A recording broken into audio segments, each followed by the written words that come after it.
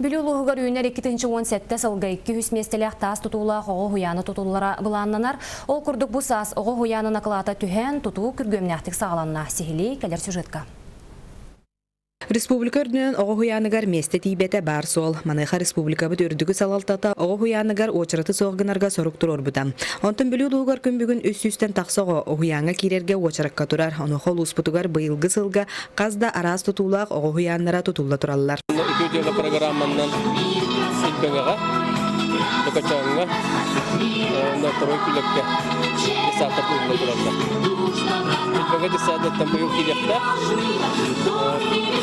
Онна кәлер бұланларға бүлік орап бұдыр өсі аз десата өсі тұрырсаңыз. Бүлік оратығар бұйыл саас саңа топсағай анығырде білге толырып петтір 200 местеләқ оғы хуянын тұтуыта сағаламыта. Онтан бұл күнлерге ұғуян тұтуытын сақалы серінен алғыз түхерер күнітериен ұттылар. Анығы кемерде білінен сударыстывынай чағынай партнерствынан тұтулар оғы хуяна бүлібіт коратын әдерітчат микрорайоныгар тұруға. Вот такое строительство садика, я думаю, что, наверное, это первое, которое строится здесь, в городе Вилюйске. Вот такие фундаменты, то есть это своего рода такое уникальное строение получается. Сейчас у нас самое главное – это нулевой цикл. Потому что нам надо устроиться, произвести фундамент, выпуска колонны и произвести обратную засыпку.